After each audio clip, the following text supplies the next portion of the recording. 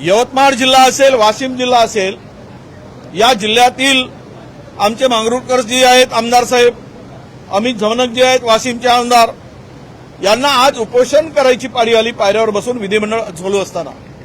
का आवश्यकता पडली? तर या दोनही जिल्ह्यात पीक विम्याचे पैसे शेतकऱ्यांना मिळाले नाही. संपूर्ण पीक उद्ध्वस्त झालं, शेतकऱ्यांच्या पदरात काही आलं नाही. तरी पण पीक विम्याचे पैसे मिळत नसतील तर शेतकऱ्यांनी जगायचं कसं? म्हणून त्यांच्या पाठीमागे खंबीरपणे उभं राहण्यासाठी या दोनही लोकप्रतिनिधींनी आज उपोषणाचा मार्ग अवलंबला.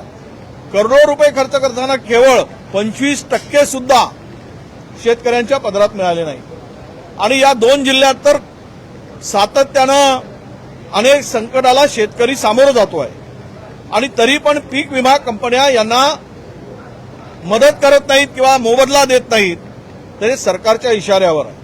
माझी माहिती अशी आहे की पीक विमा कंपन्याकडून सरकार काय हप्ता घेतो काय?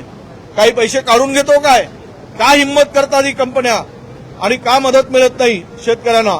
तर यामागचा सुद्धा मोठा एक रॅकेट आहे असं मी मानतो. यासाठी आज या लोकांनी, आमच्या दोनही आमदारांनी उपोषणाला बसल्यानंतर कृषी मंत्र्यांनी आज संध्याकाळी बैठक लावून यावर सर्वकष चर्चा करायची आणि यातून शेतकऱ्यांना कसा आपल्याला मोबदला देता येईल याचा निर्णय घेण्याचं आश्वासन दिलेलं आहे. आणि त्यामुळे आज यांनी आमच्या दोनही आमदार महोदयांनी उपोषणाला स्थगिती दिली, उपोषण स्थगित केलेलं आहे.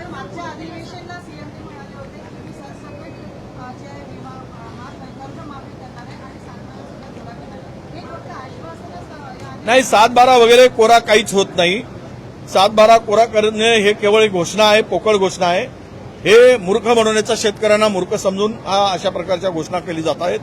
त्यामधून स्पष्ट दिसते आहे की पीक कर्ज जे आहे, आपला कर्जमुक्ती जी आहे ही केवळ बनवाबनवी आहे.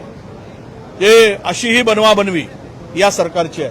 कारण याचं असं आहे की ज्या अटी आणि शर्ती घातल्या त्यामध्ये प्रचंड त्या अटी असल्यामुळे कोणाचाही फायदा होणार नाही हे सभागृहामध्ये आम्ही मानलेलं आहे. आणि त्यातून जवळपास 10-12 लाख शेतकऱ्यांना फायदा होईल. फार तर शेतकरी सरकारच्या तिजोरीला 10-12 हजार कोटी रुपये शेतकऱ्यांना द्यावे लागतील. जे काही 56 लाख शेतकरी 36,500 कोटी रुपये वगैरे दाखवलेत हे केवळ आहे मूर्ख आणि धुळफेक आहे असं मी मानतो. हे सरकार कमिशनखोरीमध्ये एवढं गुंतलेलं आहे की त्यांना इन्फ्रास्ट्रक्चरवर कमिशन जास्त मिळतं. त्यामुळे शेतकरी मेला काय जगला काय त्याचं यांना काही देणं घेणं नाही आहे. हे आता सिद्ध झालेलं आहे. फोडाफोडीचं राजकारण एके दिवशी भाजपच्या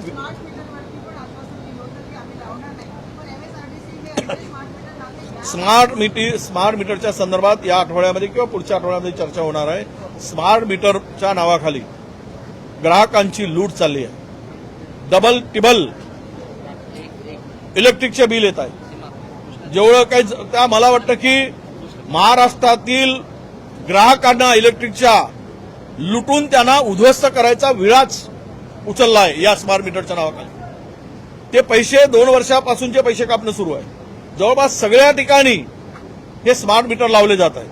जुना मीटर असेल तर बिल अधिकचे लावले जातात आणि त्यांना सांगतात की अधिकचे बिल आले, तुझ्या मीटरमध्ये फॉल्ट आहे, नवीन मीटर लाव, स्मार्ट मीटर लाव. आणि स्मार्ट मीटर लावल्यानंतर 4 बिलं दिली जातात.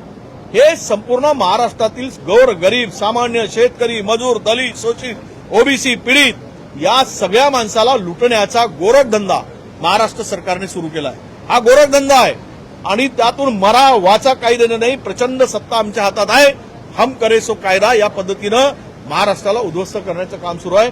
या संदर्भात चर्चा आम्ही पुढच्या आठवड्यात करतोय किंवा उद्यापासून ती चर्चा सुरू होईल. आज तो प्रस्ताव आम्ही देतोय आणि उद्याला चर्चेला सुरुवात होईल. त्यावेळेस महाराष्ट्रातील हे विदारक चित्र स्मार्ट मीटरचं आम्ही विधिमंडळात मांडू. राज ठाकरे यांनी भाजपवर टीका केलेली आहे. फोडाफोडीचं राजकारण एके दिवशी भाजपच्या अंगाची येणार, हत्यांचा बंगला बांधला जातोय, सगळ्यात खालचा पत्ता हा मोदी आहे, मोदी गेल्यावरती सगळ्यात खाली पडणार. हे खरं आहे ना, सगळं त्यांच्या जीवावर चाललेलं आहे.